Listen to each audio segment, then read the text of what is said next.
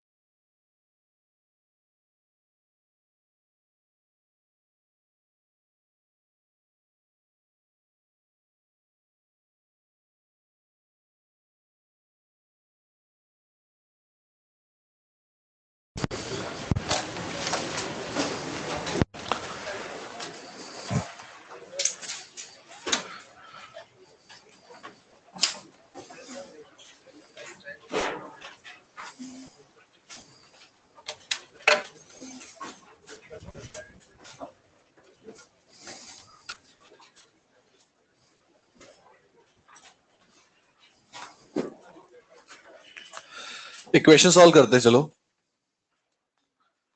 ये वायर है, इस वायर में करंट फ्लो रहा है आई। ये डिस्टेंस है 1 मीटर, ये लेंथ है 1 metre and this is also 1 metre. You have to find magnetic at this point. इस पॉइंट पर फील्ड फाइंड करेंगे हम।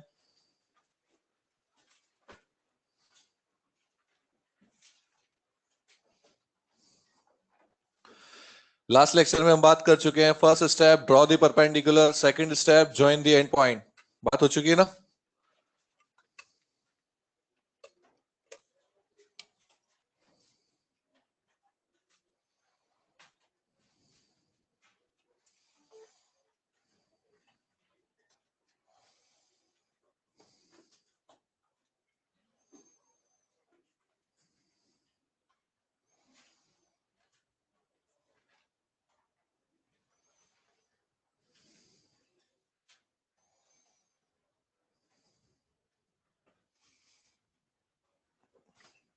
यस।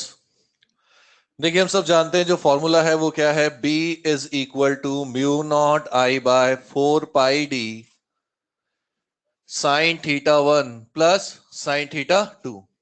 ये फॉर्मूला है। फर्स्ट स्टेप है ड्रॉ दी परपेंडिकुलर। क्या इस क्वेश्चन में ऑलरेडी परपेंडिकुलर गिवन है? यस। तो D की वैल्यू तो क्या हो गई? 1 मीटर। उसके बाद यहां पर दोनों एंड्स को हमने ज्वाइन कर दिया। किसी भी एक एंगल को आप थीटा 1 ले सकते हैं, किसी भी एक को आप थीटा 2 ले सकते हैं। तो यहां से theta 1 is equal to theta 2, both are what? 45 degree. यहां से देखिए कैलकुलेशन, एक बात मैं आपको बता दूं, शायद हो सकता है मैंने लास्ट लेक्चर में भी कहा हो। कई बार क्या होता है, हम क्लासरूम में बहुत सारे स्टेप्स लिख रहे होते हैं क्वेश्चन को समझाने के लिए, क्योंकि सब बच्चों को समझ में आ जाए। हो सकता है आपको लग रहा है कि सर 2 स्टेप में आंसर आ रहा था, आपने 3-4 स्टेप क्यों लिख दिए? सबको समझाने के लिए। अगर आपको लगता है कि मैंने तो यहाँ 4 स्टेप लिखे हैं और आप वो 2 में ही कर रहे हैं, 2 में आपसे हो रहा है, तो आप 2 में ही करेंगे। तो मैं कह रहा हूं, समझ में आ रहा है? कई बार हमको ज्यादा स्टेप्स लिख देते हैं कि सब स्टूडेंट समझ जाएं सारे स्टेप्स कैलकुलेशन के। लेकिन आपको लगता है कि सर 2 स्टेप ही सफिशिएंट है, 2 में कर लो। एक में होता है तो एक में कर लो। क्या मैं इस क्वेश्चन में देख पा रहा हूं? अच्छा, इस डायग्राम में देखिए, क्या मैं कह सकता हूं एक आइसोसेलेस ट्रायंगल है, एक ऐसा ट्रायंगल जिसमें दो साइड्स इक्वल हैं, क्या दो एंगल भी इक्वल होंगे? तो ये तो 90 हो गया, तो बचे हुए क्या हो गए? 45, 45। सिमिलरली ये भी एंगल क्या हो गया? 45। तो यहां से बी क्या आएगा भाई? Mu naught I by 4 pi, D की जगह 1/√2 प्लस 1/√2। डॉट या क्रॉस? डॉट आएगा या क्रॉस? क्रॉस आएगा। पक्का क्रॉस आएगा क्या? अगर पॉइंट यहां होता बाई चांस, तो क्या मैं कह सकता था उस समय पर डॉट आ रहा होता, उधर होता तो क्या आएगा? Cross. Next case, next case लिखेंगे। नेक्स्ट टॉपिक नहीं है प्लीज, नेक्स्ट टॉपिक नहीं है, नेक्स्ट केस। यानी कि वायर ही कंटिन्यू करेंगे हम। कल लास्ट लास्ट लास्ट लेक्चर में हमने एक वायर को स्टार्ट किया था, उसी को कंटिन्यू कर रहे हैं। प्लीज इसको नया टॉपिक नहीं समझेंगे, वायर को ही कंटिन्यू किया जा रहा है। नेक्स्ट केस लिखें आप। Magnetic field of a current carrying long straight wire, magnetic field of a current carrying long straight wire, bracket में आप लिखेंगे इनफाइनाइट लेंथ।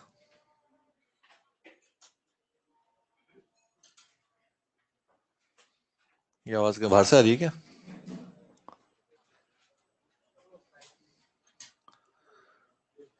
हैंग हो गया क्या? ऐसे चलो, इनफाइनाइट लेंथ लिखा ब्रैकेट में, लिख लिया। देखिए प्रैक्टिकली आप भी जानते हैं कोई भी चीज की लेंथ इनफाइनाइट तो होती नहीं है। ये इनफाइनाइट टर्म जो है वो अपने आप में रिलेटिव है, आप सब जानते हैं। स्लो, फास्ट, स्मॉल, बिग, ये सारी चीजें क्या है? रिलेटिव। फॉर एग्जाम्पल जैसे मान लीजिए मैं आपसे कहता हूं 1000 किलोमीटर पर आवर, ये स्पीड बहुत ज्यादा है या बहुत कम है? डिपेंड करता है कि आप इसकी तुलना किससे कर रहे हैं। यस और नो? क्या मैं इसको किसी से तुलना करते वक्त नेग्लिजिबल मान सकता हूं? यस। स्पीड ऑफ लाइट से कंपेयर करो, नेग्लिजिबल है। आपके और मेरे रेस्पेक्ट में ये इनफाइनाइट की जैसा है। ऐसा ही है इनफाइनाइट वायर का मतलब। सबसे पहले हम ये समझेंगे कि इनफाइनाइट लेंथ किसे कहा गया है। इनफाइनाइट लेंथ का वायर उस वायर को कहा जाता है जिस वायर की लेंथ के रेस्पेक्ट में वो डिस्टेंस जहां हम मैग्नेटिक फील्ड फाइंड कर रहे हैं वो बहुत कम है, बहुत स्मॉल है। एग्जाम्पल के तौर पर मान लीजिए एक क्वेश्चन आया आपके, दो क्वेश्चन आए आपके एग्जाम में। पहले क्वेश्चन में मैं कहता हूं इस वायर की लेंथ है 10 मीटर, 10 मीटर, और ये पॉइंट इससे कुछ मिलीमीटर या कुछ सेंटीमीटर के डिस्टेंस पर है। तो क्या 10 मीटर के रेस्पेक्ट में ये डिस्टेंस वेरी वेरी स्मॉल माना जा सकता है? Yes, then we can treat this wire as an infinite wire. लेकिन इसी के नेक्स्ट क्वेश्चन में, इसी पेपर के नेक्स्ट क्वेश्चन में again the length of this wire is again 10 metre but the distance of point from the wire is 5 metre. क्या मैं इसको फिर इनफाइनाइट वायर ट्रीट कर सकता हूं? नो, ऐसा कोई चांस नहीं है।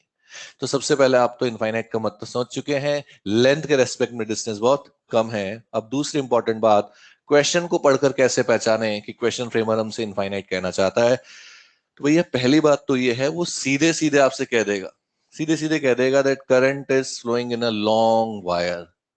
उसने लॉन्ग कह दिया यानी कि इनफाइनाइट है। दूसरा तरीका, आपको डायग्राम इस तरह से बनाकर देगा, इनिशियल एंड नहीं बताएगा, डॉटेड लाइन या डैश लाइन से बता देगा।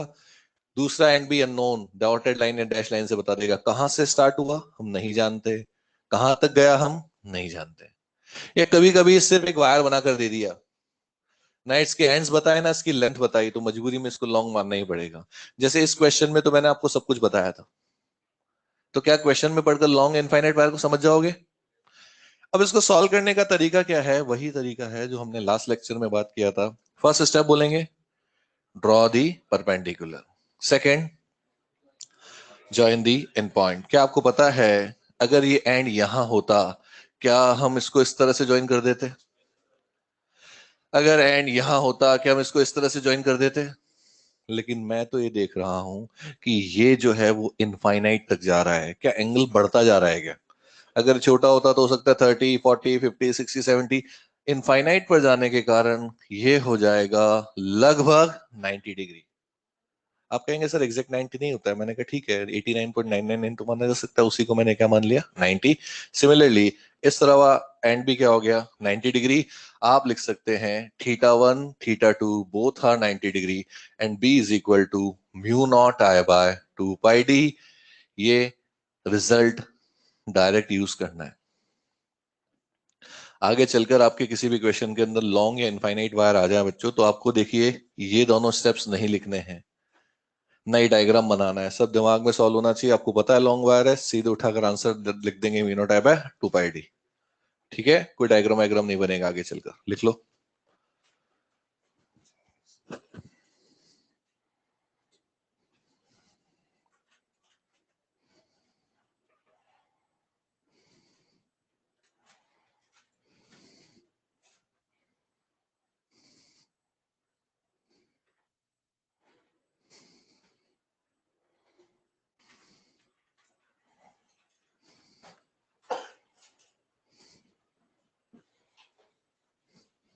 हो गया, क्वेश्चन लिखे हम।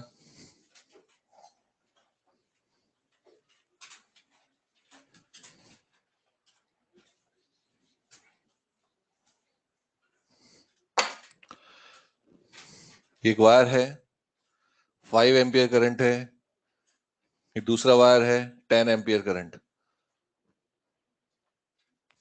ये डिस्टेंस है 5 metre and this is also 5 metre distance. Find magnetic field at point P। Find magnetic field at point P।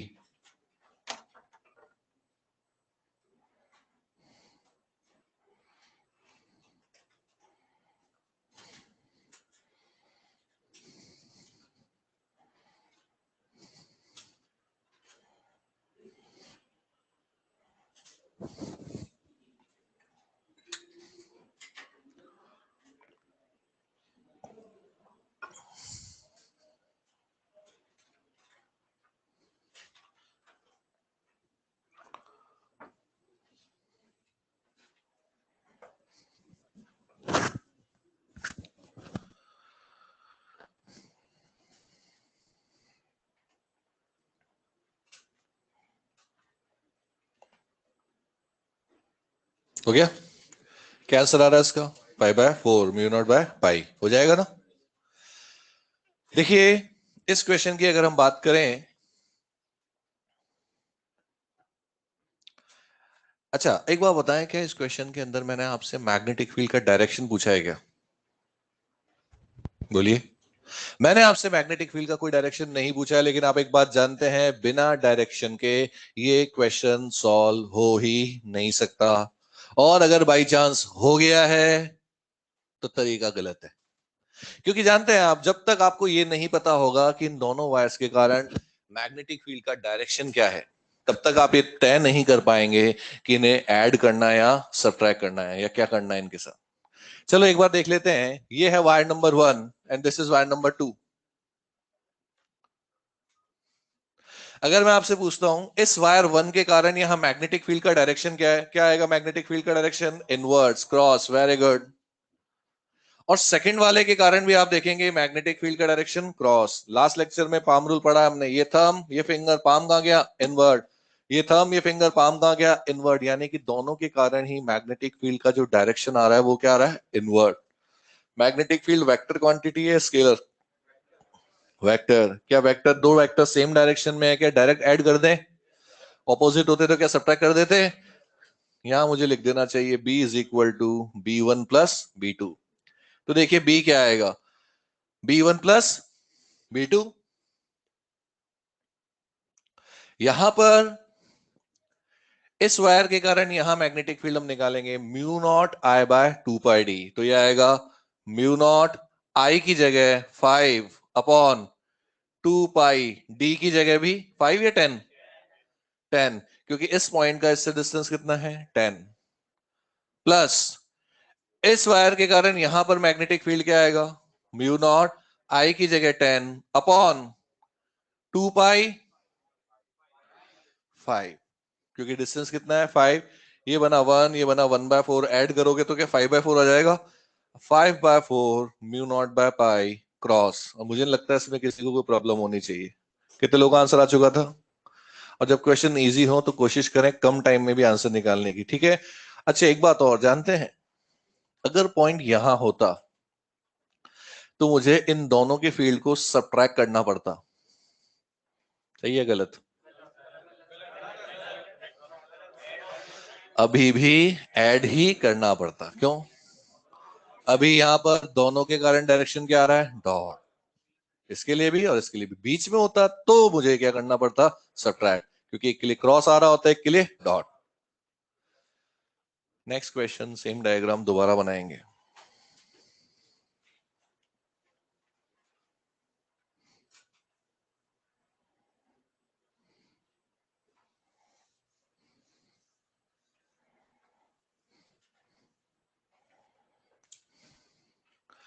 Find distance of point. Find distance of point from wire number 1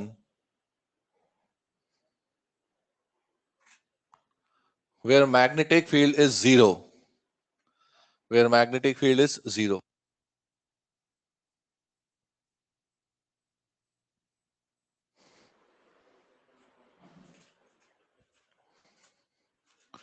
Distance of point from wire number 1 where magnetic field is 0.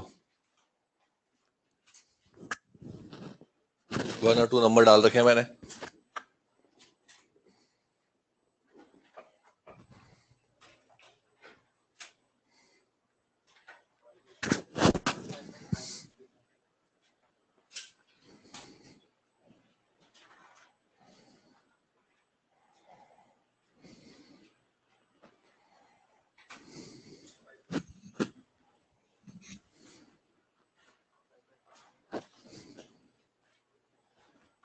Good, very good.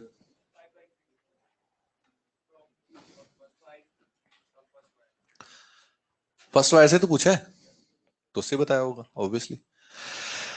अच्छा, अब इस question में कितने लोगों का answer 5/3 आ चुका है?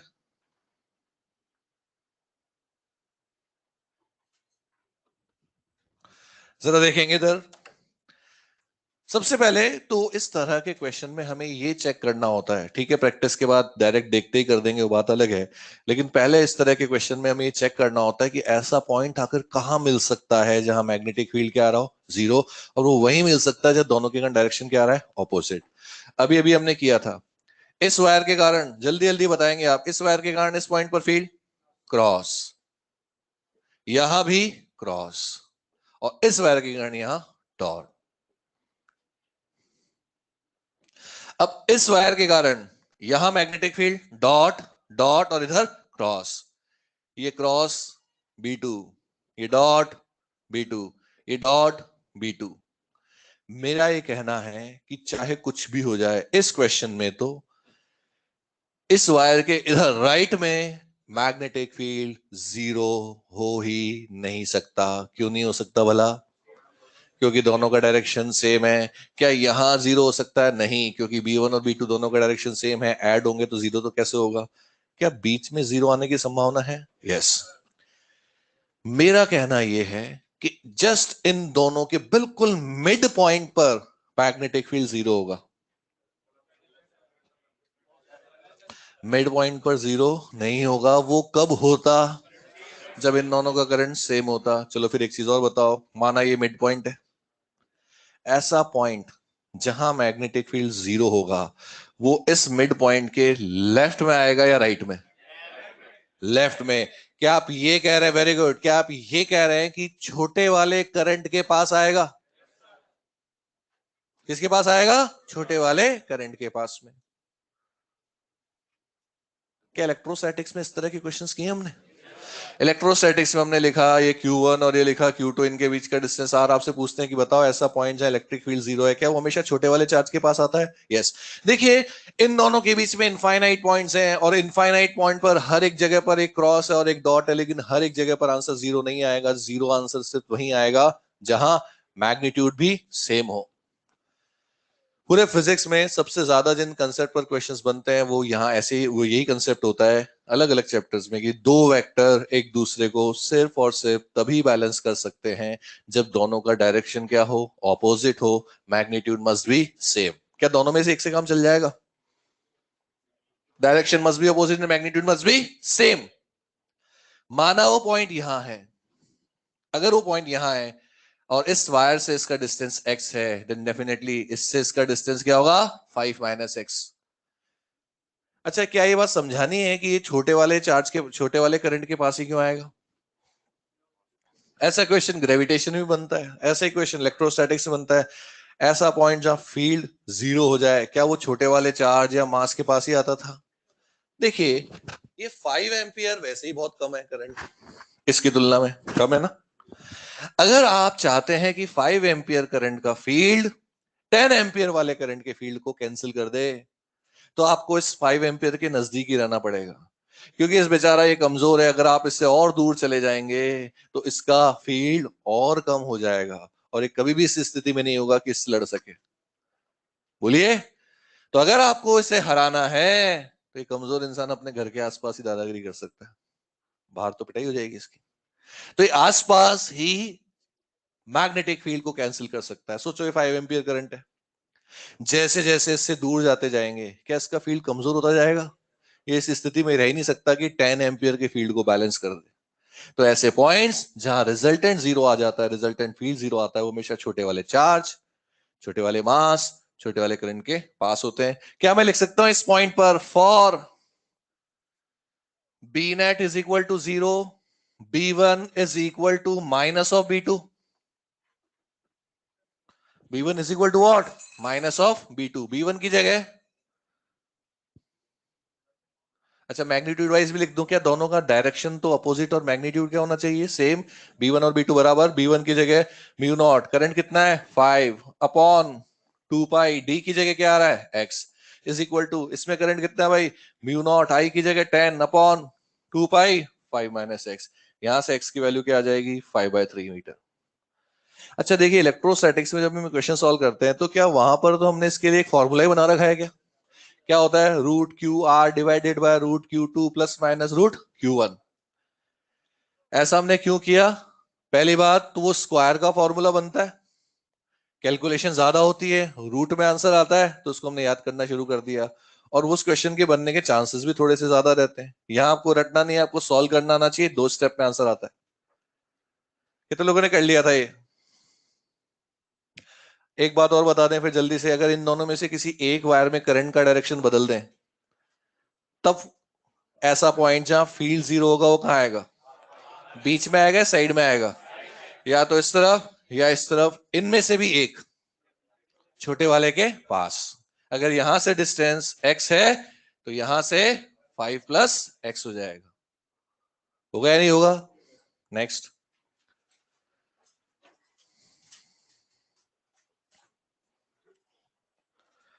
Current I is flowing in a long straight wire.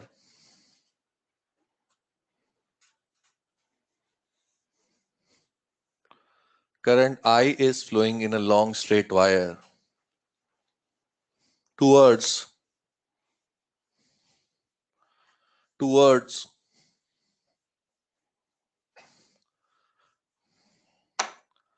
positive positive z direction,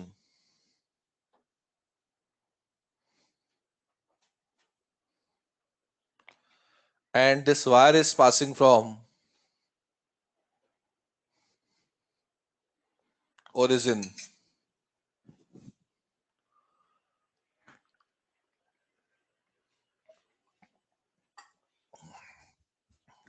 Then find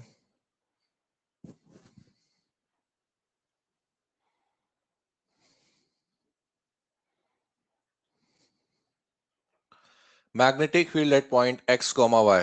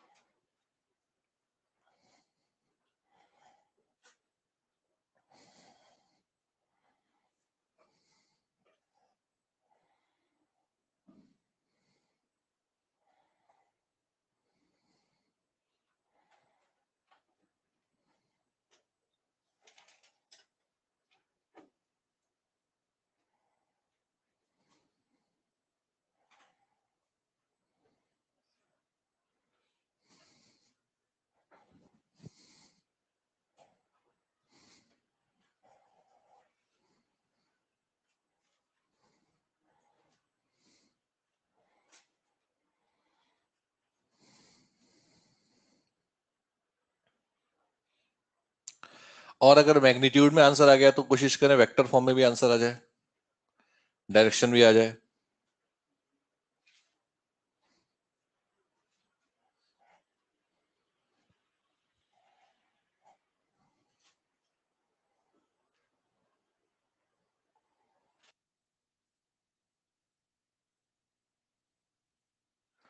very good, बहुत बढ़िया।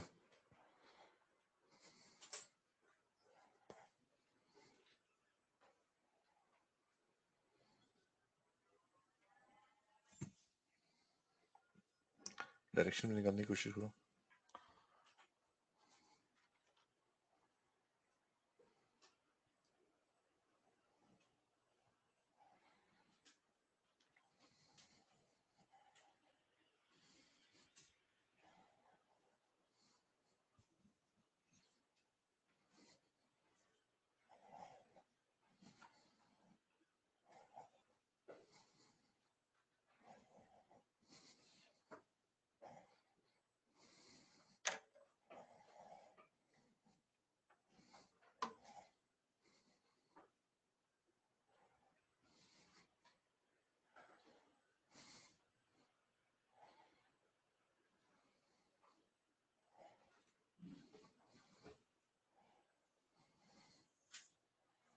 ये एक्स एक्सिस, ये वाई। अच्छा एक बात सुनेंगे आप, सबसे पहले मैं आपसे कहता हूं, if this is x axis, this is y, positive z axis कहां होगा? बाहर। नेगेटिव कहां जाएगा? अंदर। इस क्वेश्चन में कहा है करंट कहां जा रहा है?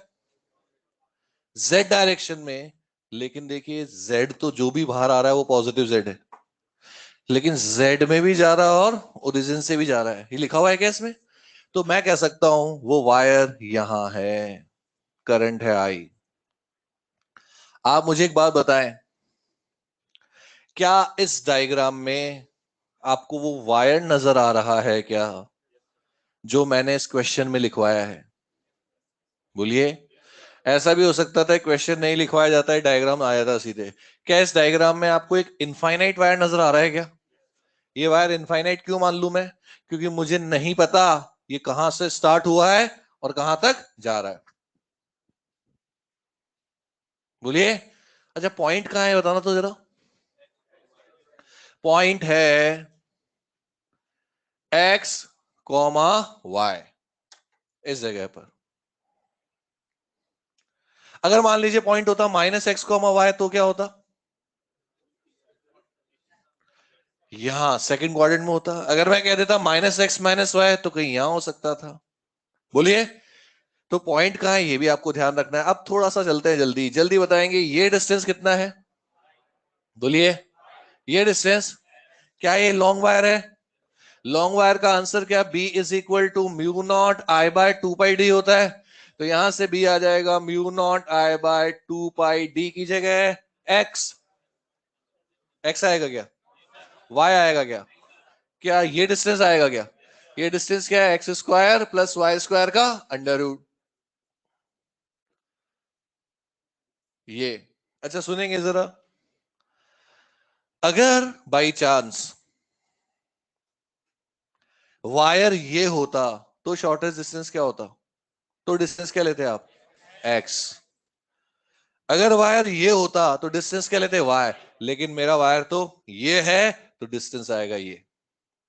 This is the final answer, but in terms of magnitude this is only a magnitude. And if you want to find direction, देखिए क्या करना चाहिए हमें। मैं आपको दो अलग अलग मेथड सुनाऊंगा। इंटरेस्टिंग बात जानते हैं क्या है? मैं अभी बोर्ड पर सिर्फ एक लाइन ड्रॉ करूंगा, जस्ट अ सिंगल लाइन, और आप ये देखेंगे ये आपका टॉपिक, ये क्वेश्चन कंप्लीट हो जाएगा। कंप्लीट हो जाने का मतलब है उसके बाद जो कैलकुलेशन होगी वो आपको करनी है, बहुत 9 या 11 क्लास के लेवल की क्वेश्चन कैलकुलेशन आपको करनी है। सिर्फ और सिर्फ एक लाइन में ड्रॉ करूंगा, और वो लाइन भी मैंने आपको लास्ट लेक्चर में बता चुका हूं, अभी सब याद आ जाने वाला है। आप मुझे बताओ इस वायर के कारण या मैग्नेटिक फील्ड का डायरेक्शन क्या होगा? थंब, फिंगर, पाम, क्या कुछ ये आना चाहिए क्या? बोलिए। खत्म हो गया क्वेश्चन, बस इतना ही था। अब आपको खुद को करना है सब कुछ। देखिए, क्या लास्ट लेक्चर में डायग्राम बनाया था क्या हमने? याद करें, लास्ट लेक्चर में हमने डॉट करंट लिया था और अलग अलग जगह पर इस तरह से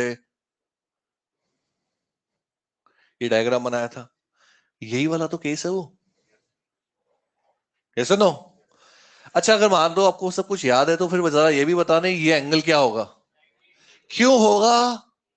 because B is perpendicular to R. Very good. तो ये ब्लैक से बनने वाला एंगल 90 और ये ब्लू, ये नीले कलर से बनने वाला angle by geometry I can see this angle is also 90।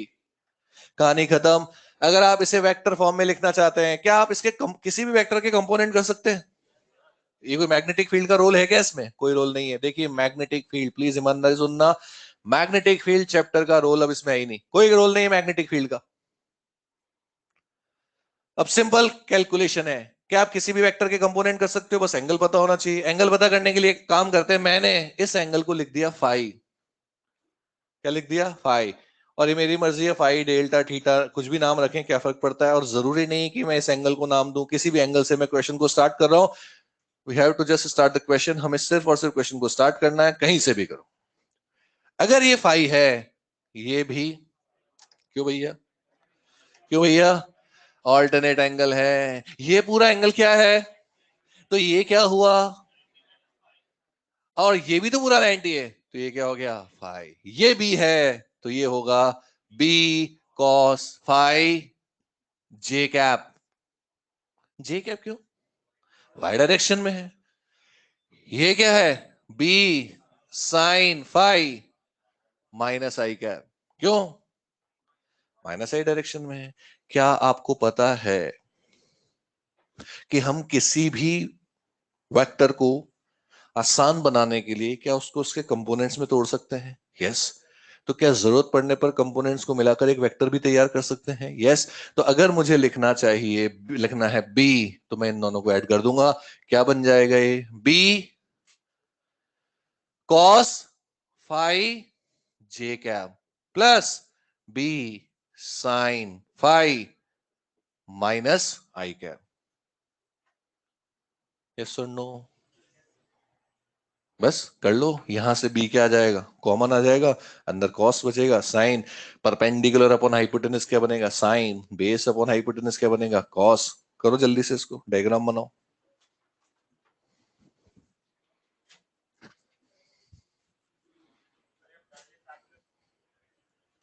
करेंगे आंसर। देखो क्या गलती की, आ जाएगा। किससे मल्टीप्लाई कर रहे हो? आर कैप से क्यों करोगे, बी कैप से करोगे। बी निकाल रहे हो तो बी कैप से मल्टीप्लाई करोगे ना। बी को क्या लिखोगे, बी इंटू बी कैप ही तो लिखोगे, और क्या लिखोगे? बी फाइंड कर रहे हो यार, तो क्या लिखूं फिर मैं, बी इंटू बी कैप, तो बी कैप निकालो।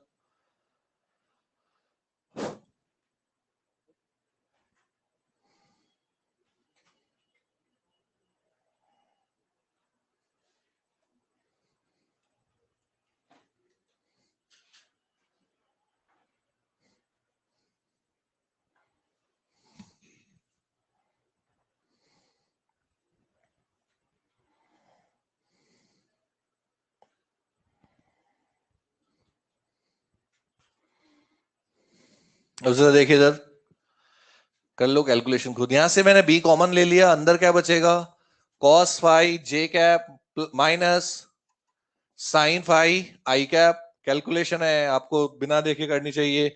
मैं लाइन ड्रॉ कर देता हूं, इसके बाद क्वेश्चन कंप्लीट हो चुका है। बी का मैग्नीट्यूड मैंने पहले ही निकाल लिया, क्या आ गया, mu not I by 2 pi x square plus Y square का अंडर रूट। अंदर क्या बचेगा, जरा देखिए, कॉस फाई, इस ट्रायंगल को देखिए, एंगल के सामने वाली साइड क्या होगी, परपेंडिकुलर, ये क्या हो गया, बेस, ये क्या हो गया, हाइपोटेनस।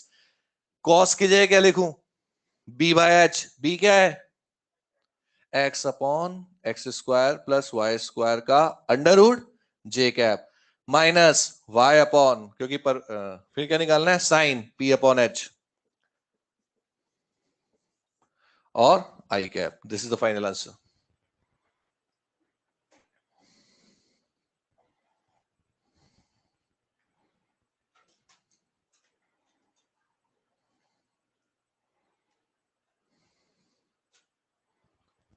हो गया? अच्छा इधर देखिए,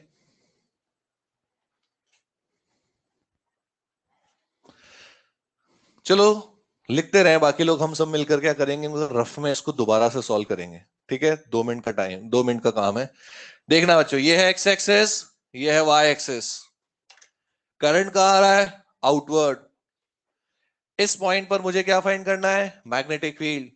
क्या करेंगे? कुछ इस तरह से निकालेंगे। ये क्या आ गया? बी। ये पूरा एंगल, जल्दी बोलो यार, ये पूरा एंगल 90, ये भी 90। माना मैंने इसको लिख दिया थीटा। क्यों लिख दिया थीटा? मेरी मर्जी। ये थीटा तो ये ये थीटा, ये फिर बी कॉस थीटा, ये भी साइन थीटा। खेल खत्म। इतना ही टाइम लगता है, इससे ज्यादा टाइम लगता ही नहीं है। सिंपल है। किसी को कोई डाउट? एक बात ध्यान रखना, ये डायग्राम अगर बनाया है तो ये जरूर लिखना। इसके बिना इस मेथड से तो काम करना मुश्किल हो जाएगा भैया, क्योंकि जब तक हमें पता ही नहीं होगा कि एंगल 90 है तो हम एंगल्स को नहीं पहचान पाएंगे कि कौन सा एंगल क्या है। इसके बिना ये काम नहीं करेगा। सेकंड मेथड, कुछ लोग सोच रहे हैं इसके बारे में, मैं बता देता हूं क्या है सेकंड मेथड। और ये सेकंड मेथड तो यहां नहीं, किसी भी चैप्टर में कहीं भी अप्लाई कर सकते हो। क्या आपको पता है किसी भी वेक्टर को उसके मैग्नीट्यूड और यूनिट वेक्टर के प्रोडक्ट फॉर्म में लिख सकते हैं? दो चीजों का मल्टीप्लाई करना होता है, दो चीजों का गुणा करना होता है, मैग्नीट्यूड के साथ यूनिट वेक्टर का। यूनिट वेक्टर का मतलब क्या होता है? एक ऐसा वेक्टर जिसका मैग्नीट्यूड क्या हो? 1। प्लीज ध्यान रखना, यहां गलती कर देते हैं सिली मिस्टेक स्टूडेंट। बी तो मेरे पास है, वो मेरे पास ये है, मुझे क्या निकालना है? B cap. अच्छा बताओ, बी कैप का मैग्नीट्यूड क्या होगा? 1। जब भी किसी नंबर में 1 से गुणा किया जाता है, गुणा मतलब मल्टीप्लाई किया जाता है, तो वो नंबर चेंज नहीं होता। अगर आप इसके अलावा किसी वेक्टर से मल्टीप्लाई कर दोगे, गड़बड़ हो जाएगी। अभी मैं बताता हूं मैं क्या कहना चाह रहा हूं। अच्छा बताओ, क्या मैं dB is equal to dl cross R only direction के लिए एक फॉर्मूला लिखता हुआ आ रहा हूं? लेकिन जानते हैं ये फॉर्मूला सिर्फ एक स्मॉल करंट एलिमेंट के लिए था या नहीं? लेकिन एक स्ट्रेट वायर की बात करें तो स्ट्रेट वायर के क्या हर एक एलिमेंट में करंट का डायरेक्शन सेम है क्या?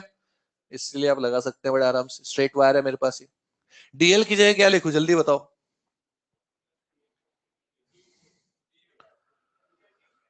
डीएल की जगह के कैप।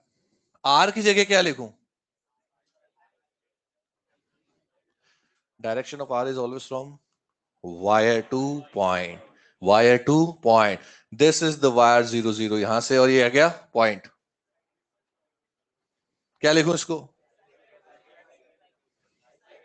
क्या इसको मैं लिख सकता हूं x minus 0 i cap plus y minus 0 j cap? कर लोगे? अब मैं करने जा रहा हूं dl क्रॉस r। जरा देखें, dl की जगह क्या आ गया? k cap. क्रॉस r की जगह क्या आ गया? एक्स आई प्लस वाई जे कैप। क्रॉस करें, k क्रॉस आई प्लस जे। देखिए होगी ना गड़बड़। जैसा कि मैंने आपको लास्ट लेक्चर में कहा था, यहाँ सिली मिस्टेक होती है, और मैं हर बैच में देख रहा हूँ जल्दबाजी में सब गलती कर देते हैं। अगर आपने यहाँ के क्रॉस आई माइनस जे लिख दिया ना, तो सारी मेहनत फिर करते रहो, फिर कोई फायदा नहीं, आंसर गलत ही आना है, कुछ नहीं हो सकता उसका। के क्रॉस आई जे, के क्रॉस जे तो माइनस वाई आई कैप। ये आ गया मेरे डीएल क्रॉस आर का रिजल्ट। लेकिन क्या ये एक यूनिट वेक्टर है क्या? जल्दी बताओ, क्या ये एक यूनिट वेक्टर है? नहीं है। क्यों नहीं है? इसका मैग्नीट्यूड 1 नहीं है। ये एक आधा अधूरा इंसान है, आधा अधूरा मैग्ने आधा आधा अधूरा वेक्टर है ना। इसके पास जो है मैग्नेटिक फील्ड का डायरेक्शन है, लेकिन मैग्नीट्यूड नहीं है। मुझे सिर्फ और सिर्फ इसे यूनिट वेक्टर बनाना है। मैं इसे यूनिट वेक्टर क्यों बनाना चाहता हूं? क्योंकि मुझे मैग्नीट्यूड मेरे पास पहले से है, मैं इसको मैग्नीट्यूड से मल्टीप्लाई करना चाहता हूं। क्या लास्ट लेक्चर में मैंने आपसे एक छोटा सवाल पूछा था, क्या किसी वेक्टर को यूनिट वेक्टर बनाया जा सकता है क्या? कैसे बनाओगे? अगर उसमें उसी के मैग्नीट्यूड का डिवाइड कर दिया जाए तो कर दो। बी कैप कैसे बनाऊंगा, जल्दी बताओ? X J minus Y I divided by its own magnitude. So magnitude of this vector is what? X square plus y square. Am I right? So this is what? B cap. क्या करना चाहिए अब? Magnitude से multiply. So here it is B is equal to B into B cap. What is B? Magnitude. Here it is mu naught I by 2 pi x square plus y square under root. What is B cap? xj minus yi divided by, yes पीछे सबसे दिख रहा है क्या? यहां पर ये answer और ये आंसर बिल्कुल क्या आ रहा है? सेम. यहां भी तो उसको आप कॉमन लेकर बाहर निकाल दोगे तो ये आएगा. ठीक है, कर लीजिए इसको.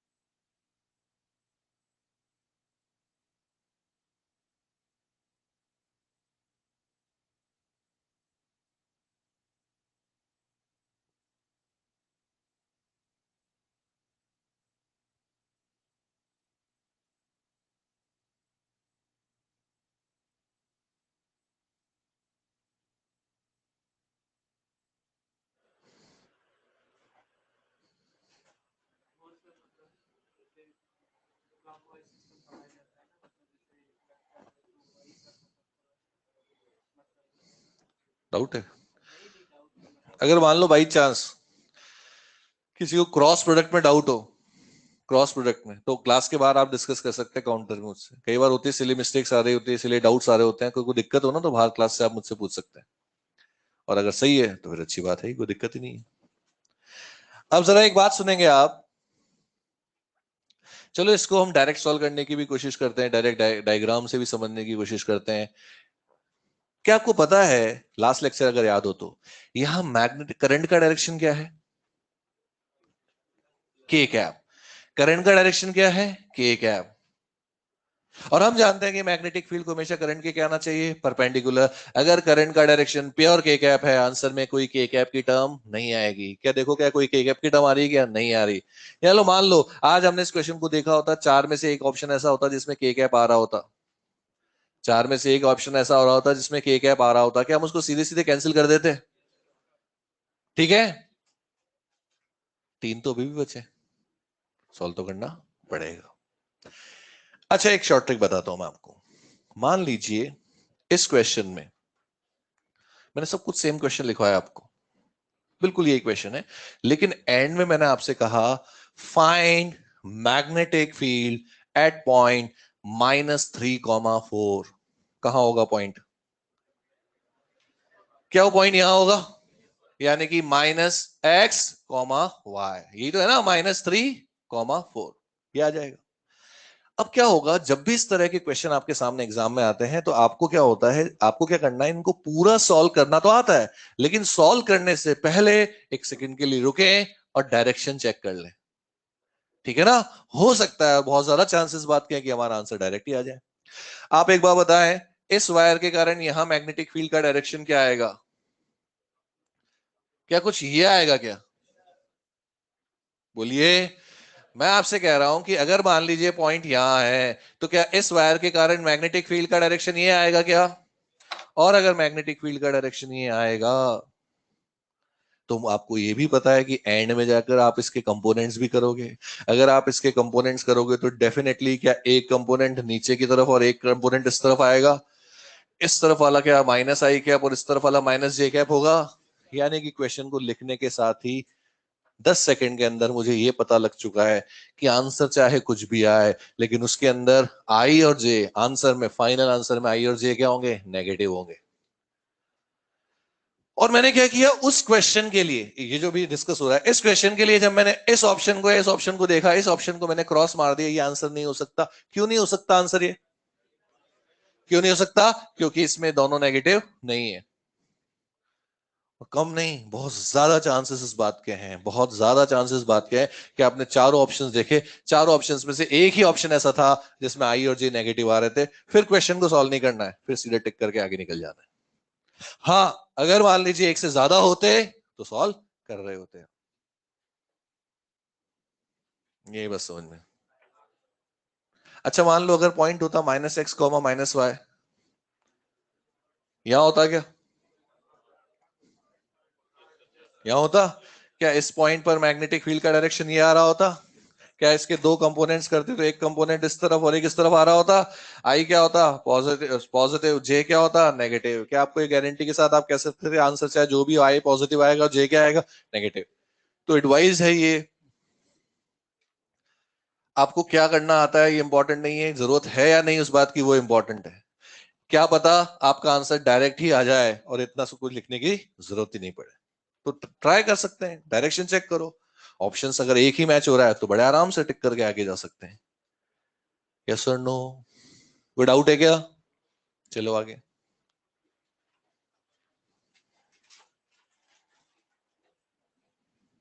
डायग्राम बना लिया था? नेक्स्ट क्वेश्चन लिखें आप। अच्छा एक बात सुन लें, ये जो है ना ये वाला वायर, ये केस, क्या लास्ट लेक्चर में मैंने आपको बताया था? 8 अलग अलग पॉइंट बताए थे ना? ये मैं आपसे कह रहा हूं, अभी इसी क्लास में कह रहा हूं, आगे चलकर किसी और क्वेश्चन में दोबारा मैं इस क्वेश्चन को पूछूंगा। वो कैसे आएगा मैं नहीं बताऊंगा, लेकिन कहीं ना कहीं क्वेश्चन आपको वापस मिलेगा एक दूसरे तरीके से। बस आपको ध्यान ये रखना है कि ये एंगल हमेशा क्या बनता है? 90। ठीक है, नेक्स्ट लिखो।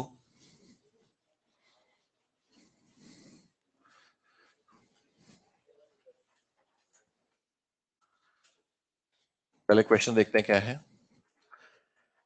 देखिए ये है एक लॉन्ग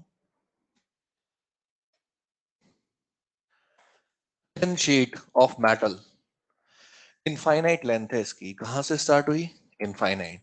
कहां तक जा रही है? इनफाइनाइट। इसमें टोटल करंट कितना फ्लो हो रहा है? आई। इसकी चौड़ाई कितनी बच्चों? ए। और डी डिस्टेंस पर आपको क्या फाइंड करना है? Magnetic field. समझ में आ गया शीट कैसी है ये? जैसे एक पेपर का रोल होता है ना, बिलिंग होती है जैसे पेपर का रोल पूरा, उसको आपने खोल दिया। कहां से स्टार्ट हुआ? इनफाइनाइट। कहां तक गया? इनफाइनाइट। करंट कितना है? आई। मोटाई है नेग्लिजिबल, डी डिस्टेंस पर फील्ड फाइंड करो, मैग्नेटिक फील्ड।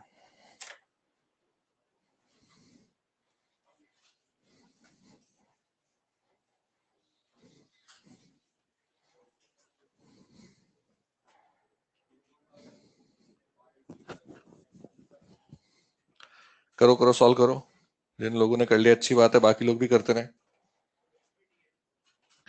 ए है बेटा, चौड़ाई ए है।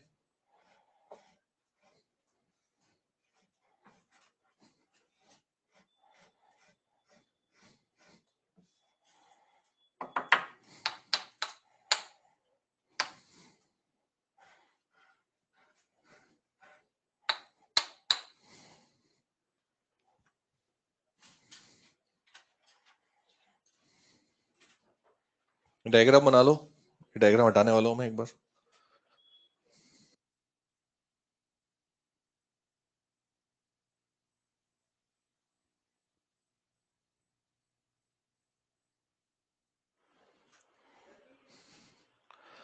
देखिए कोई भी क्वेश्चन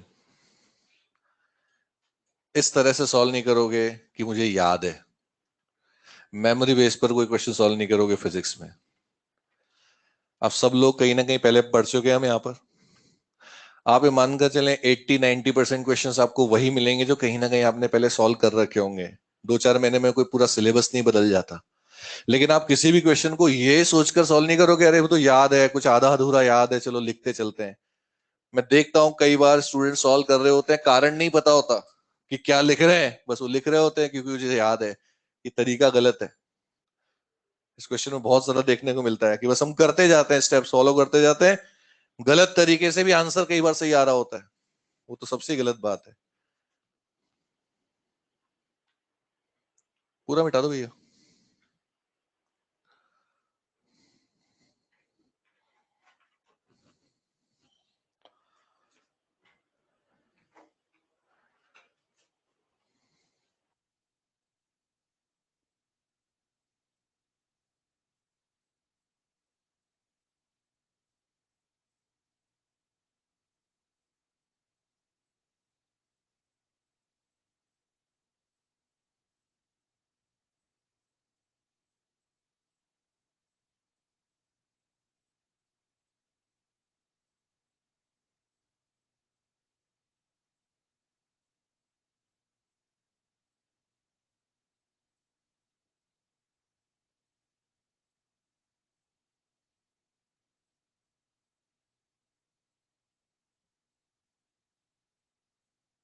ये क्यों आएगा फिर?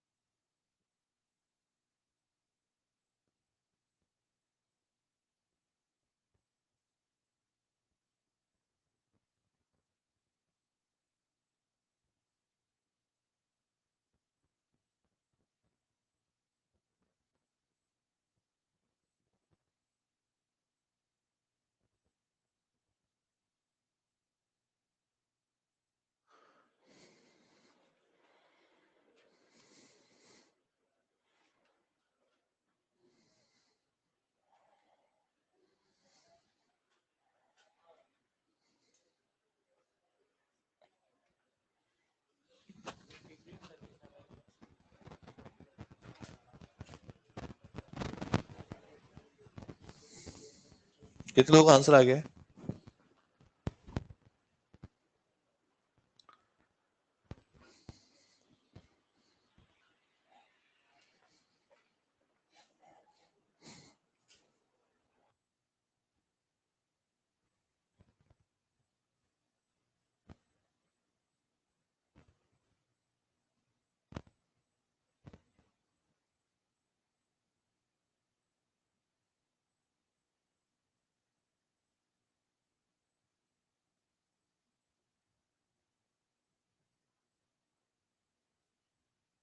चलो,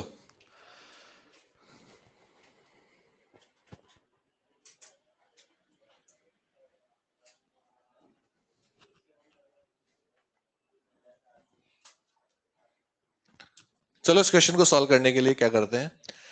देखिए जो क्वेश्चन है ना, इस क्वेश्चन की हेल्प से हम ये भी समझने की कोशिश करेंगे कि आखिर भाई इंटीग्रेशन वाले जो क्वेश्चंस है ना, वो सॉल्व कैसे किए जाते हैं। ये करंट कितना जा रहा है, आई। ये चौड़ाई कितनी है भैया, ए। करंट कहां से स्टार्ट हुआ, इनफाइनाइट। कहां तक गया, इनफाइनाइट। देखिए हमारा काम यहां पर सिर्फ एक सिंगल क्वेश्चन सॉल्व करना नहीं है, हमारा काम यहां पर ये समझना है कि आखिर इंटीग्रेशन वाले क्वेश्चंस किए कैसे जाते हैं, किस प्रकार किए जाते हैं। अगर सिर्फ यही करना हो तो 2 मिनट की बात है, तो 2 मिनट में हम सॉल्व करके रख देंगे, लेकिन नहीं, हमें समझना है कोई सा भी चैप्टर हो, कोई सा भी टॉपिक हो, लगभग तरीके एक ही होते हैं क्वेश्चन को सॉल्व करने के, एक ही तरीका होता है। क्या है अप्रोच, जरा सुनना। ये शीट इनफाइनाइट से इनफाइनाइट तक जा रही है। क्या हमारे पास इस शीट का कोई डायरेक्ट फॉर्मूला है क्या? नहीं। पहली बात तो अगर इसका कोई डायरेक्ट फॉर्मूला होता जैसे लॉन्ग वायर का है तो हम डायरेक्ट आंसर लिख देते, तो एक तो संभावना कैंसिल हो जाती है। दूसरा, जब मैंने देखा कि मेरे पास इसका कोई डायरेक्ट फॉर्मूला नहीं है, तो मेरे दिमाग में एक बात आ रही है कि मैं पता करूं या सोचूं कि आखिर ये शीट बनी कैसे होगी, किन चीजों से मिलकर बनी होगी जो मैं सॉल्व कर सकूं। तो मेरे दिमाग में बात आती है कि ये शीट बनी है बहुत सारे पतले पतले थिन वायर्स से मिलकर। कितने वायर्स, इनफाइनाइट वायर्स। जैसे कपड़ा बनता है ना बहुत सारे धागों से मिलकर, वैसे ही बने बहुत सारे वायर से मिलकर। ठीक है। तो मैं एक थोड़ा बहुत पॉजिटिव बात मुझे नजर आने लगी कि हाँ, मैं एक बात समझ चुका हूं कि ये this is a combination of multiple long wires. क्या ये वायर इनफाइनाइट से शुरू होकर इनफाइनाइट तक जा रहे हैं क्या? बोलिए। इस पॉइंट पर मुझे मैग्नेटिक फील्ड फाइंड करना है। मैं शीट का आंसर तो नहीं जानता था, लेकिन मैं आंसर जानता हूं एक लॉन्ग वायर का। तो अब एक काम करें, आपको जो सबसे सूटेबल आंसर नजर आता है, सबसे सूटेबल जो आंसर नजर आता है एक लॉन्ग वायर का आंसर है, वो लिख लीजिए। क्या होता है long wire? Mu naught I by 2 pi D. पहले तो आप इसे लिखें, फिर ये देखें क्या इसे यहां यूज किया जा सकता है या नहीं। जवाब मिलेगा नहीं, और अगर नहीं तो क्यों। क्यों डायरेक्ट यूज नहीं कर सकते? क्योंकि डी कांस्टेंट नहीं है। आप कह सकते हैं इस वायर का डिस्टेंस भले ही डी है, क्या हर वायर क्या यहां से इक्वल डिस्टेंस पर है? क्या नहीं। यहीं से मेरी प्रॉब्लम शुरू होती है, और यहीं से मुझे अपनी लिमिटेशन का एहसास होता है कि मेरी लिमिटेशन ये है, मेरी मजबूरी ये है कि मैं इनफाइनाइट वायर को एक बार में सॉल्व नहीं कर सकता। अगर आपको कुछ भी करना है ना सही, तो पहले सबसे पहले तो प्रॉब्लम समझ में आनी चाहिए कि प्रॉब्लम क्या है, तभी तो उस प्रॉब्लम को दूर करोगे। प्रॉब्लम क्या है इस क्वेश्चन में कि आप इनफाइनाइट वायर को एक साथ सॉल्व नहीं कर सकते। लेकिन एक पॉजिटिव बात है मेरे पास। मैं कह दूंगा सर मुझे इनफाइनाइट वायर तो एक साथ सॉल्व करने नहीं आते, लेकिन मुझे एक बार में एक वायर सॉल्व करना आता है। क्या एक बार में एक वायर सॉल्व करना तो आता है? यस। यही करना होता है हर बार, हर क्वेश्चन में जहां भी इंटीग्रेशन की जरूरत पड़ती है। समस्या ये आ रही है कि हजारों वायर हैं, लाखों वायर हैं, एक बार में सॉल्व नहीं हो सकते, नहीं हो सकते, कोई बात नहीं। क्या एक सॉल्व हो सकता है क्या? यस। उसी पर कॉन्सेंट्रेट करते हैं। मैंने क्या किया, यहां से, ये पॉइंट था ना यहां पर डी, यहां से एक्स डिस्टेंस पर एक बहुत ही थिन वायर कट कर लिया, बहुत पतला वायर। और इस वायर की चौड़ाई कितनी है? dx। क्या चौड़ाई मान ली मैंने इसकी? dx। हालांकि आपको पता है ये dx जो है, ये विड्थ, ये चौड़ाई नेग्लिजिबल है। जब इंटीग्रेशन के लिए हम जो भी एलिमेंट लेते हैं, dx dy dz dq dm, आपको पता है ना नेग्लिजिबल ही होंगे। ये तो क्या होता है, मजबूरी है, बच्चों को समझाना है, डायग्राम बनाकर दिखाना है, तो इतना चौड़ा मुझे dx दिखाना पड़ रहा है, वरना ऐसा होता नहीं है। आप ये मानकर चलो कि डायग्राम कुछ ऐसा बनना चाहिए, ये वायर है, ये शीट है, ठीक है, और इस शीट पर मैंने ये वायर मान लिया, हो सकता है दिखे भी ना आपको। इसकी चौड़ाई कितनी है?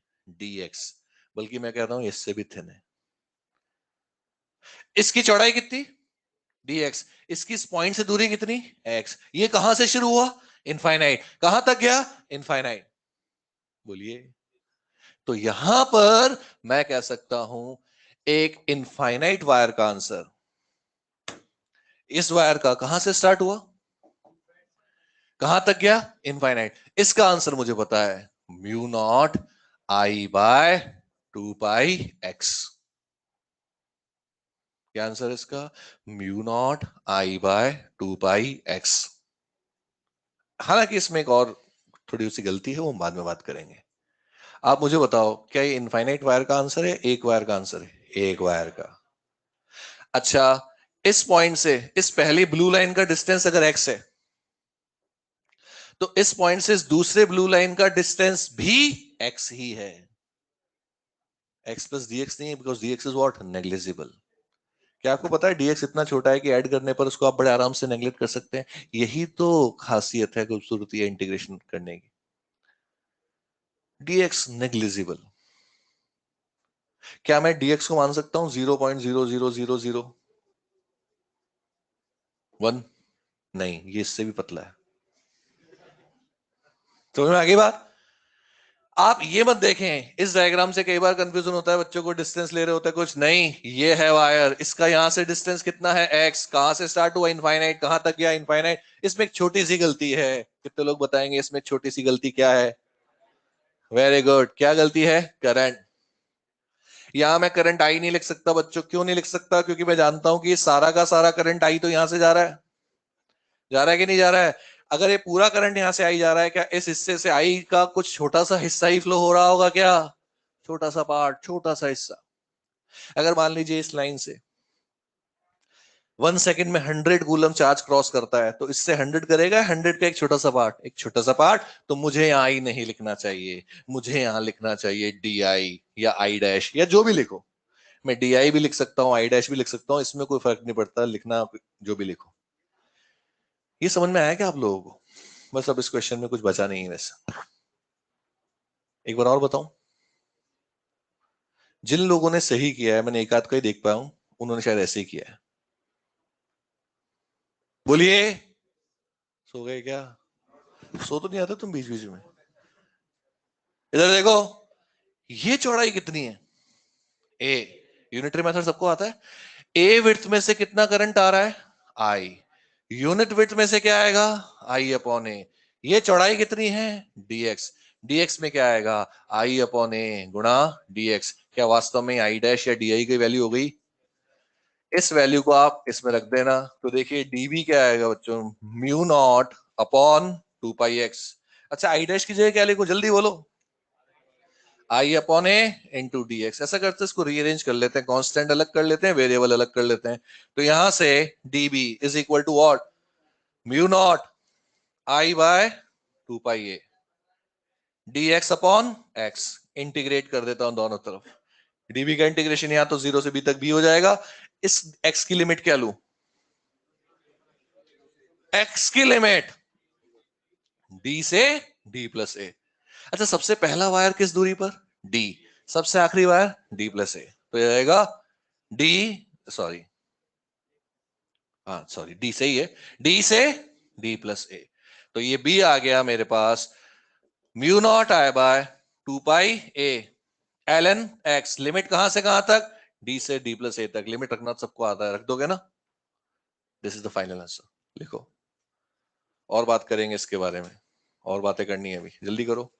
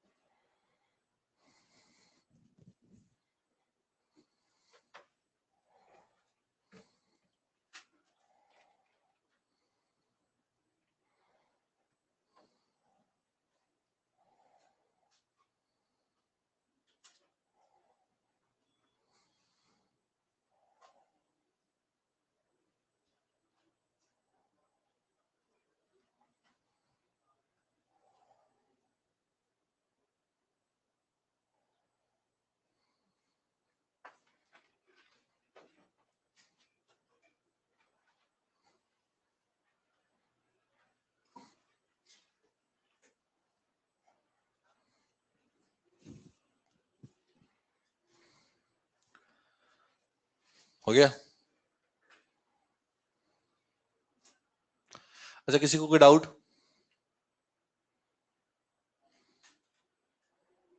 डाउट तो होगा किसी को, तो किसी को डाउट नहीं है?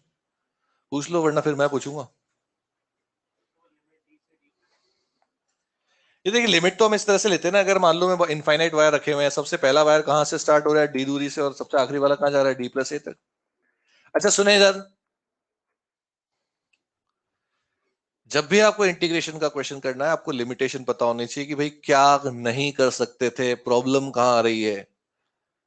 प्रॉब्लम क्या थी? मैं इनफाइनाइट वायर एक साथ सॉल्व नहीं कर सकता, ये प्रॉब्लम थी। लेकिन इसमें पॉजिटिव बात क्या थी? एक को सॉल्व कर सकता हूं, ये पॉजिटिव बात है। ठीक है ना? एक बात और, आपके पास एक मैथमेटिकल अप्रोच भी होनी चाहिए किसी भी क्वेश्चन को सॉल्व करने के लिए। जैसे मान लो यहां मैंने आई डैश लिखा है, या डी आई भी लिख देते हैं, कुछ भी लिख सकते हैं, प्लीज ये कंफ्यूज मत होना। गलती से अगर मैंने यहाँ आई लिख दिया होता, तो ये क्वेश्चन सॉल्व नहीं होता। कभी कभी क्या होता है, हम जब क्वेश्चन सॉल्व करते हैं ना, तो किसी ना किसी स्टेप में जाकर अटक जाते हैं। ऐसा हम सबके साथ होता है, कोई स्पेशल नहीं है इसमें। अब मान लो यहां तक हमने लिखा होता और अटक गए, स्टक कर गए, भाई समझ में नहीं आ रहा कि क्या होना चाहिए, तो आपके पास बच्चों एक मैथमेटिकल अप्रोच भी होनी चाहिए, आपके माइंड में एक प्लान भी चलते रहना चाहिए। आप एक बात सुने और सोचें और जवाब दें। अगर आपने यहाँ इस दूरी को x लिया है, तो क्या आपने कहीं ना कहीं ये प्लान किया है कि आप कहीं ना कहीं x को क्या करोगे? इंटीग्रेट करोगे। करोगे नहीं करोगे? और अगर x को इंटीग्रेट करना है ना, तो आपको dx चाहिए। अच्छा एक बताओ, इंटीग्रेशन ऑफ x क्या होता है? कुछ नहीं होता है, मीनिंगलेस। जब तक आपके पास x dx नहीं है, तब तक इसका इंटीग्रेशन आप एक्स स्क्वायर बाय 2 नहीं लिख सकते। मैं देखता हूं कई बच्चे सीधे एक्स लिख देते हैं या 1/x, सिर्फ 1/x लिखते हैं और log x लिख देते हैं इसका इंटीग्रेशन, यानी कि मेथड तो गलत है, सही आंसर लाने की कोशिश की जा रही है। मैं जानता हूं। अच्छा, इंटीग्रेशन ऑफ साइन थीटा क्या होता है? कुछ नहीं होता, डॉट डी थीटा। अब होगा जो भी होगा। क्यू का इंटीग्रेशन करना है, क्यू डी क्यू, यस और नो। तो मैं जानता था कि मुझे आई का इंटीग्रेशन करना है, और अगर मुझे आई का इंटीग्रेशन करना है तो मुझे कहीं ना कहीं से, सॉरी सॉरी, एक्स का इंटीग्रेशन करना है तो मुझे क्या ढूंढना चाहिए? डीएक्स। अब जब मैंने डीएक्स ढूंढने पर कॉन्सेंट्रेट किया, मैं जानता हूं मैं म्यू नॉट का कुछ नहीं कर सकता, 2 पाई का कुछ नहीं कर सकता। बोलिए, आई का मैं कुछ कर सकता हूं। और आई के बारे में मैंने सोचना शुरू किया, तो मैंने आई की जगह एक बार आई डैश लिख दिया, फिर धीरे धीरे मैं सोचूंगा तो कहीं ना कहीं अपने आप ही रास्ता निकलता चला जाएगा। Is that clear? अगर मान लीजिए आपको सॉल्व कर रहे हैं बहुत, एक रिंग, एक डिस्क को सॉल्व कर रहे हैं किसी भी चैप्टर में, और मान लीजिए डिस्क को सॉल्व करने का, आप डिस्क का कोई डायरेक्ट आंसर आपके पास नहीं है, डिस्क का कोई डायरेक्ट आंसर आपके पास नहीं है, मैं इस डिस्क को किससे मिलकर बना हुआ मान सकता हूँ? रिंग। क्या मैं इसको इनफाइनाइट रिंग से बनकर मिलकर बना हुआ मान सकता हूँ? फिर वही मेरी बात है, मैं इनफाइनाइट रिंग को एक साथ सॉल्व करना जानता हूँ? नहीं। क्या इनमें से मैं एक को सॉल्व कर सकता हूँ? यस। ऐसे ही अप्रोच आगे बढ़ेगी, ऐसे ही काम चलेगा आगे। Next question.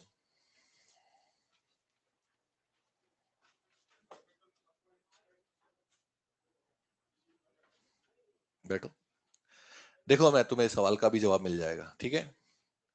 अगर मान लीजिए ये एक सिलेंडर है, ये वायर है, सिलिंड्रिकल वायर, अगर इससे करंट कितना जा रहा है? आई। कितना करंट जा रहा है? आई। इस एरिया से कितना करंट जाएगा? आई। इससे कितना जाएगा? I dash. क्या मेरी बात समझ में आ गई? इस क्रॉस सेक्शन एरिया से टोटल करंट आई जाएगा, इस क्रॉस सेक्शन एरिया से भी करंट कितना जा रहा है? आई। लेकिन अगर इससे बात करेंगे तो आई का एक पार्ट फ्लो हो रहा होगा। आप कह रहे हो ना कंडक्टर में हर जगह करंट सेम होता है, ये वायर है, इस वायर में करंट आई है तो यहां भी आई है, लेकिन एक मोटा वायर है, इसमें करंट आई है तो इसमें आई नहीं होगा, आई का एक छोटा सा हिस्सा होगा। समझ में आ रहा है क्या डिफरेंस इन दोनों में? इन दोनों क्वेश्चन में डिफरेंस समझ में आया आपको? बोलिए, अगर मान लीजिए ये एक वायर है, क्या है ये? एक वायर, इससे कितना करंट जा रहा है? आई। लेकिन अगर मैं इसके इतने से हिस्से से बात करूं तो आई नहीं जाएगा, क्या जाएगा? आई का एक छोटा सा पार्ट। हाँ, मैं पूरे क्रॉस सेक्शन एरिया की बात करूं तो इससे पूरा कितना जाएगा? आई।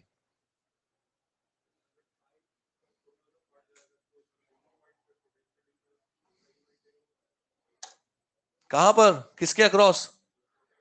ये तो वायर की हर एक कहानी है, ये देखिए ये पूरे इनफाइनाइट वायर है, बैटरी इसके अक्रॉस लगी हुई है, तो ये इस पॉइंट और इस पॉइंट के अक्रॉस, तो ये सारे वायर आप ये मान लो ना एक साथ फ्लो रहे हैं, बहुत सारे वायर्स हैं, बैटरी इधर लगी है, नेगेटिव टर्मिनल इस तरफ लगा हुआ है, करंट फ्लो हो रहा है।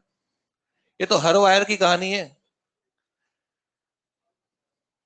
अब घर पर एक वायर देखते हैं, घर पर जो वायर देखे होंगे, क्या ट्विस्टेड कॉपर वायर होते हैं या एक ही मोटा वायर होता है? बहुत सारे पतले पतले थिन वायर होते हैं, एक में करंट आई नहीं जा रहा, आई का कुछ पार्ट मिलकर करंट क्या हो रहा होता है? आई। वही कहानी है। अब लिखो next.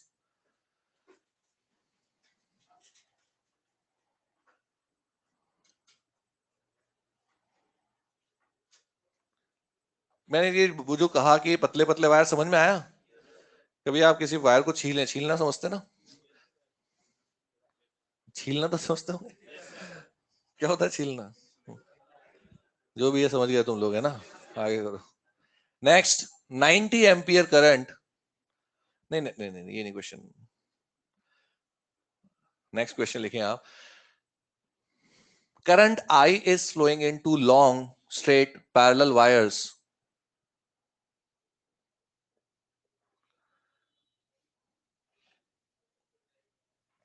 Current I is flowing into long straight parallel wires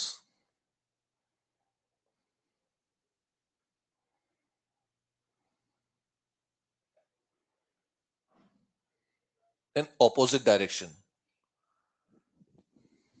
In opposite direction.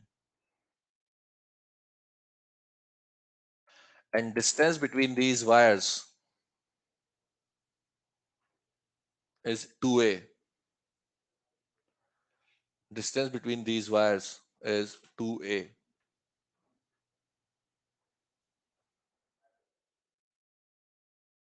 Then find magnetic field at a point. Then find magnetic field at a point which is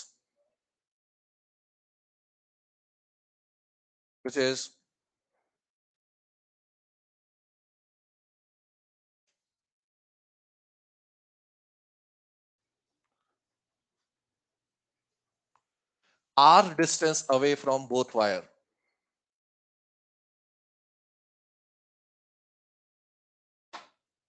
R distance away from both wires.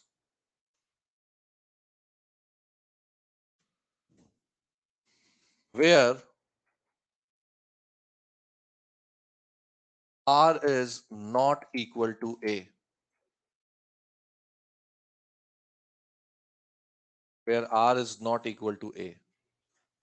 ठीक है, ये homework है हमारा, इसके लिए आप half page छोड़ दीजिए, इसे थोड़ा सा ज्यादा भी छोड़ सकते हैं। होमवर्क है ये, ट्राई करेंगे बाद में। नेक्स्ट क्वेश्चन लिखो जल्दी से, एक क्वेश्चन कर लो चलो। 90 ampere current is flowing in 90 current is flowing in a long straight wire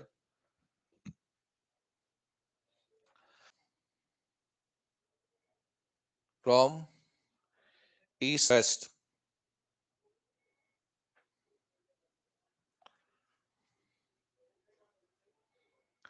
Then find magnetic field at a point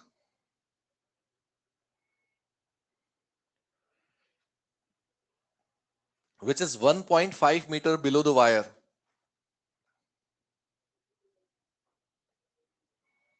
30 seconds only. 30 second का टाइम है। 1.5 metre below the wire.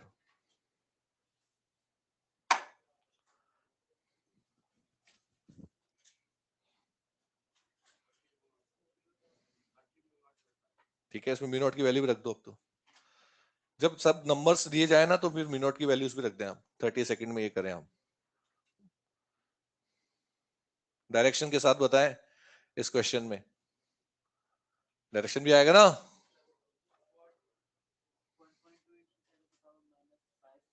Good. अब डेटा मुझे exact number याद नहीं, लेकिन direction सही आ रहा है आपका, वो भी सही होगा, भरोसा है मुझे तुम पर, दिख जाता है। सिली मिस्टेक से आपको बचना है। यस, खत्म करें इस क्वेश्चन को, सीधे सीधे आंसर बोलो। फॉर्मूला बताओ क्या लिखूं? Mu not I by 2 pi D. Mu naught की value 4 pi into 10 to the power -7, I की वैल्यू 90, 2 पाई डी की वैल्यू 1.5। करते रहना सॉल्व। डायरेक्शन बताओ। साउथ। ये लास्ट लेक्चर में ही किया है मैंने। Current is flowing from east to west, point is below the wire, point कहां जा रहा है? साउथ। कर लोगे? ऐसे क्वेश्चंस आते हैं एग्जाम में, ज्यादा चांसेस ऐसे क्वेश्चंस के होते हैं। प्लीज बी प्रिपेयर और टाइम कम लगाएं। Next heading, next case. Diagram वायग्राम नहीं बनेगा इस क्वेश्चन में, हटाओ डायग्राम, हटाओ डायग्राम। अननेसेसरी जो वो चीज लिखनी नहीं है जो टाइम कंज्यूम करे, जिसकी आवश्यकता ही नहीं, जिसकी जरूरत ही नहीं, हटा लो। डायग्राम बना लिया तो। और हमेशा सबसे सिंपल अप्रोच के साथ क्वेश्चन स्टार्ट किया करो, सबसे आसान अप्रोच के साथ। जो एग्जाम आप देने जा रहे हैं ना वैसा ही है। और यहां तो छोड़ो, किसी भी तरह का कोई भी क्वेश्चन हो, सबसे बेसिक अप्रोच के साथ स्टार्ट करना है। सिंपल सी बात है। लॉन्ग वायर आंसर क्या होगा? Mu not I by 2 pi D. Direction निकालना है साउथ। समझोगे कैसे आया? नेक्स्ट हेडिंग लिखेंगे magnetic field of semi infinite wire.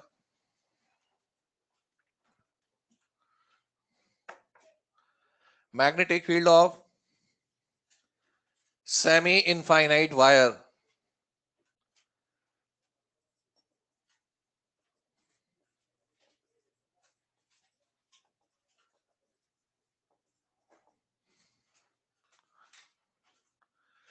अब जो है जरा ध्यान से, B की वैल्यू है mu not I by 4 pi d sine theta 1 plus sine theta 2 हर एक स्ट्रेट वायर के लिए। सेमी इनफाइनाइट कोई स्टैंडर्ड टर्म नहीं है। ऐसा नहीं है कि एग्जाम में ऐसा लिखा हुआ मिलेगा कि सेमी इनफाइनाइट वायर में करंट फ्लो रहा है। ये आपके और मेरे बीच की बात है, ये टर्म्स आप समझ लें। सिर्फ आपको डायग्राम देखकर पहचानना होता है कि वाकई सेमी इनफाइनाइट हम किसे कहेंगे, और बहुत कॉमन सेंस की बात है। आप जानते हैं इनफाइनाइट वायर हमने उसे कहा जिसके दोनों एंड्स अननोन है, तो सेमी इनफाइनाइट हम किसे कहेंगे जिसका एक एंड अननोन है और एक नोन। ये है वायर, करंट आई है, इस पॉइंट को मुझे पता है, ये दूसरा पॉइंट मुझे नहीं पता। फर्स्ट स्टेप क्या होगा इस पॉइंट पर फील्ड फाइंड करने के लिए? Draw the perpendicular. Second step क्या होगा? Join the and point. क्या ये एंड इनफाइनाइट पर जा रहा है? यस। दूसरा एंड ये है, क्या ये भी इनफाइनाइट पर जा रहा है क्या? नो। क्या इसको मैं कोई एंगल थीटा लिख दूं? इस थीटा की वैल्यू क्या हो सकती है? कुछ भी, 30, 40, 60, 50 कुछ भी हो सकती है। तो यहां से मैं लिख सकता हूं theta 1 is equal to 90 degree and theta 2 is equal to what? Theta. B क्या बनेगा बच्चों? Mu not I by 4 pi D 1 plus sine theta. तो जरा सुने, जो इंपॉर्टेंट बात अब आ रही है। अगर मान लीजिए मैंने आपको ये केस नहीं बताया होता, ईमानदारी से सोचना, मैंने केस नहीं बताया होता, सीधे क्वेश्चन दे दिया होता, तो क्या सॉल्व कर लेते? यस। यही चाहिए, यही चाहिए और यही होता भी है। वो गया, हम लोगों ने हद से ज्यादा आसान बनाना शुरू कर दिया चीजों को। स्पून फीडिंग पर आ जाता है ना जब, वो वाली बात है। वरना मैं तो कोई केस नहीं मानता, मैं कहता हूँ यही केस है, सिर्फ एक ही केस है।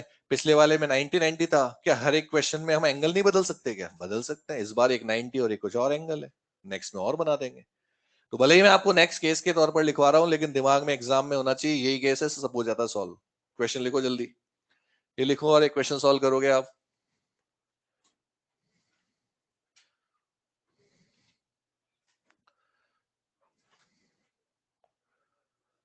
ये डिस्टेंस है आर, ये एंगल 45 डिग्री है, करंट है आई। इस पॉइंट पी पर मैग्नेटिक फील्ड फाइंड करना है आपको, ये पॉइंट है। टाइम दिया जाएगा आपको 60 सेकेंड मैक्सिमम, दोनों को लिखने की, ये लिखने के लिए और उसके बाद सॉल्व करने के लिए 60 सेकेंड। चलो पहले ये लिख लो, 30 सेकेंड और जोड़ लो, 90 सेकेंड ले लो।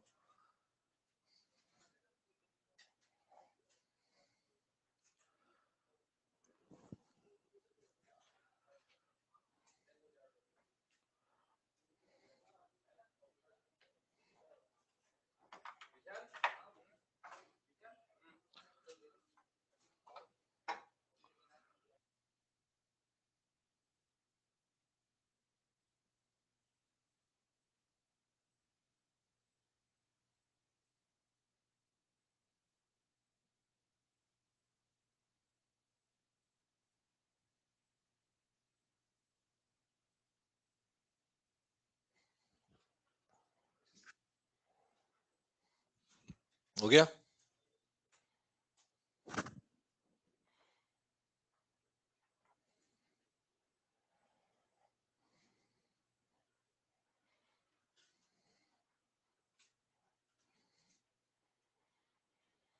म्यू नॉट के टर्म्स में आंसर देंगे आप? करंट आई लिख रखा है ना, म्यू नॉट के टर्म्स में आंसर देना, सिंपल। तो वैल्यू तो रखो, साइन 45 90 की तो वैल्यू रखनी पड़ेगी ना भाई।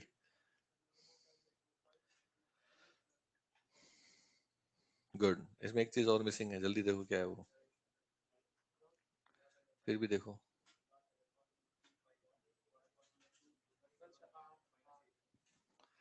Mu naught I by, check करो, चेक करो।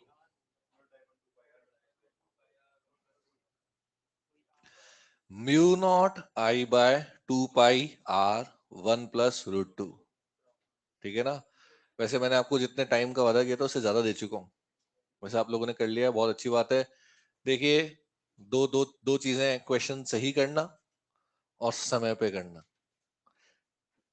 बैलेंस बनाना पड़ेगा इसमें आपको। जरा देखेंगे आप, जानते हैं ये जो फॉर्मूला है बच्चों, इधर देखेंगे प्लीज। ये फॉर्मूला सिर्फ और सिर्फ एक स्ट्रेट वायर का है, एक सीधे वायर का फॉर्मूला है। जब वायर कहीं से बीच में से मुड़ जाता है, ये फॉर्मूला काम नहीं आता है। यानी कि इस वायर के लिए फॉर्मूला एप्लीकेबल है ही नहीं, अगर इसे एक सिंगल वायर मान ले तो। लेकिन मैं इसे कहता हूं वायर नंबर 1 और इसे कहता हूं वायर नंबर 2। क्या वायर 1 और वायर 2 पर इंडिविजुअली क्या अलग अलग इसको सॉल्व कर सकते हो क्या? वायर 1 एक स्ट्रेट वायर है, वायर 2 एक स्ट्रेट वायर है, दोनों पर अलग अलग ये फॉर्मूला लगा सकते हैं। अच्छा, इस वायर 1 के कारण यहाँ मैग्नेटिक फील्ड का डायरेक्शन बताना क्या आएगा? इनवर्ड। 2 के कारण भी चेक कर लेना क्या आएगा? इनवर्ड। यानी कि दोनों को एंड में क्या करना पड़ेगा? ऐड। मैं बात करूंगा सिर्फ वायर 1 की। जब मैं 1 को सॉल्व करूंगा मेरा ध्यान नहीं जाना चाहिए 2 पर कि 2 क्या है, क्या कर रहा है। भूल जाओ 2 को, ये हटाया देखो 2 को मैंने, सिर्फ 1 पर ध्यान दो। First step, First step, draw the perpendicular D. Second step, join the end point. क्या एक एंड ये है? दूसरा एंड कहां जा रहा है? इनफाइनाइट। तो इनफाइनाइट वाले एंड को मिलाने के लिए तो एंगल ये क्या होगा? 30 डिग्री। क्या ये सीधे सीधे 45 हो जाएगा? तो यहां से क्या मैं कह सकता हूं, थीटा 1 की वैल्यू क्या है? 90 डिग्री। थीटा 2 की वैल्यू क्या है? 45 डिग्री। लेकिन एक बात जरा बताएं, इस क्वेश्चन में मुझे डी दिया गया है क्या? नो। क्या मुझे डिस्टेंस आर के टर्म में दी गई है क्या? यस। तो मेरी ड्यूटी बनती है कि मुझे डी को किसके टर्म में लिखना चाहिए? आर। एक सिंपल सा एक राइट एंगल ट्राइंगल दिख रहा है, ये परपेंडिकुलर हो गया, ये बेस हो गया, ये हाइपोटेनस हो गया। क्या मैं बेस अपॉन हाइपोटेनस कॉस लिख सकता हूँ क्या? यानी कि मैं लिख सकता हूँ D by R is equal to cos 45। वैसे तो और भी डायरेक्ट आदत डालनी चाहिए, सीधे सीधे आप डी को लिख सकते हैं आर कॉस 45। वो मैंने क्या कहा कि कुछ हो सकता है मैं एक्स्ट्रा स्टेप लिख दूं सबको समझाने के लिए, लेकिन आपको लगता है कि एक आध कम किए जा सकते हैं, बिल्कुल करो। क्योंकि मैं अगर खुद क्वेश्चन कर रहा होता, मैं डी को सीधे क्या लिख देता? R cos 45। यानी कि आंसर क्या आ जाएगा? डी की वैल्यू क्या आ जाएगी? जल्दी। R by root. तो बी वन आ गया म्यू नॉट आई बाय, क्या लिखूं? 4 pi r by root two, 1 + 1/√2 cross. क्या ये मेरा अंतिम आंसर है क्या? जो बोलो बताओ भाई। नहीं। √2 से √2 कैंसिल। अब फाइनल आंसर है क्या? नो। क्या अभी वायर नंबर 2 बाकी है? यस। चलो वायर नंबर 2 की भी खबर ले लेते हैं। इस वायर 2 को सॉल्व करने के लिए फर्स्ट स्टेप 1 को भूल जाओ, draw the perpendicular, join the and point. क्या वायर 2 का एक एंड यहां मिलाने जाओगे तो एंगल ये आ जाएगा 45। दूसरा एंड इनफाइनाइट पर जाएगा, ये एंगल क्या हो जाएगा? 90। 45 90, 45 90। जो डीए आ रहा है वही डीए आएगा। क्या आपको दिख रहा है कि ये दोनों बिल्कुल सेम केस बन रहे हैं, एक ही जैसे केस बन रहे हैं? तो क्या मैं इसको दोबारा सॉल्व करूं या इसी को सिर्फ 2 से मल्टीप्लाई कर लूं? 2 से multiply. Can I write B net is equal to 2 into B one, twice of B one? Yes. So simple. 2 से मल्टीप्लाई करो, आंसर आ जाएगा mu not I by 2 pi R 1 + √2 cross. Next. कितने लोगों का आंसर सही था?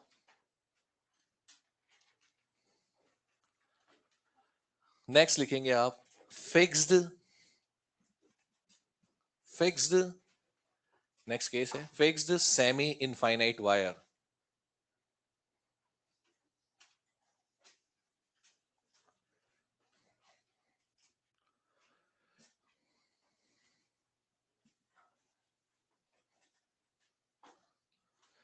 नेक्स्ट केस है फिक्स्ड सेमी इनफाइनाइट वायर।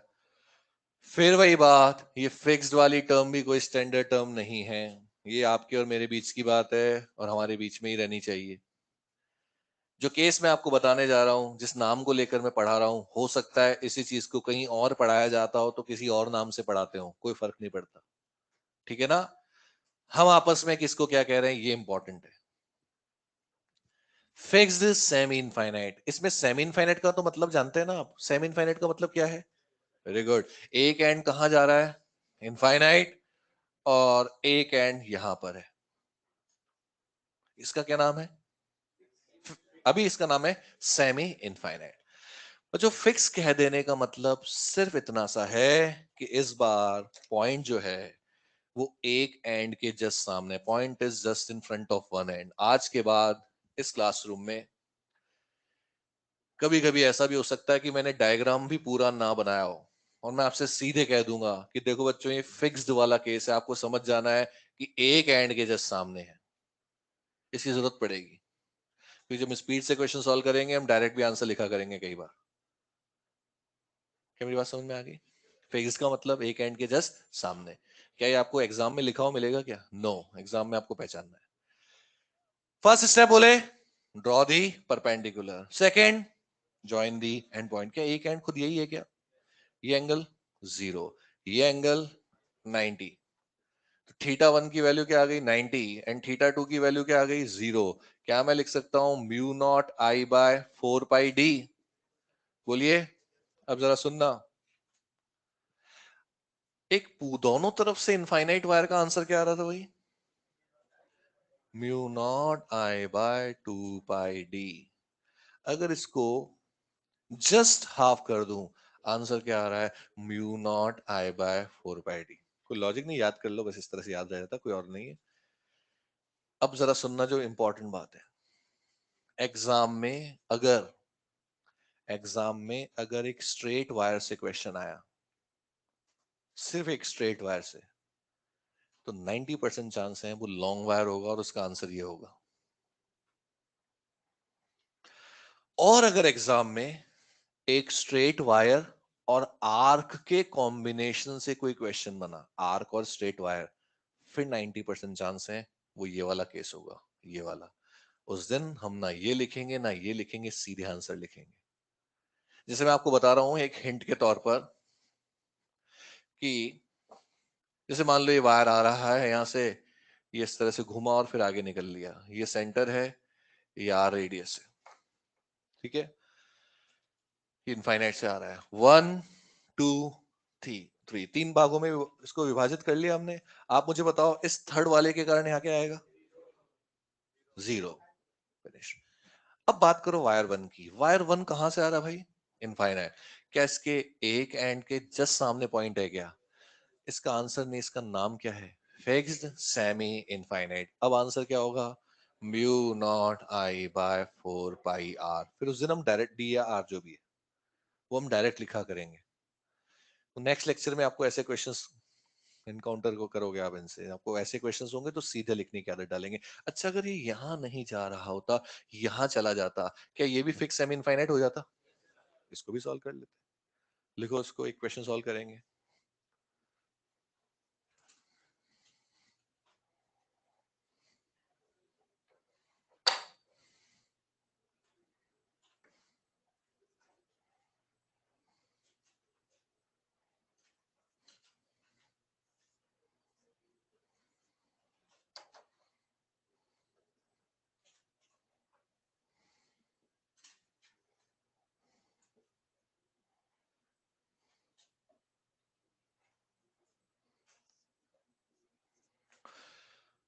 देखिए इस पॉइंट पर मैग्नेटिक फील्ड बताएंगे आप। ये दोनों के बीच का डिस्टेंस दिए मिड पॉइंट पर, ओरली बताएंगे आप। पेन छोड़ दो, बिना पेन उठाए।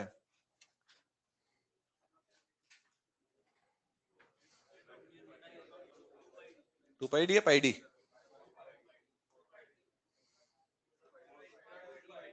टू पाई डी या पाई डी? ये दूरी डी है, ये तो डी बाई 2 है ना भाई। कर लेंगे, बाकी नेक्स्ट क्लास में देखेंगे। एक्सरसाइज 1 के क्वेश्चन, बिगनर बॉक्स 1 के क्वेश्चन नंबर 10 तक ट्राई करेंगे। इसी क्वेश्चन से नेक्स्ट क्लास को स्टार्ट करेंगे हम, ठीक है? हो जाएगा वैसे ही आंसर। अच्छा पॉइंट और वायर के बीच के डिस्टेंस डी है, डी बाई 2 है? डी बाई 2, ये बात ध्यान रखना।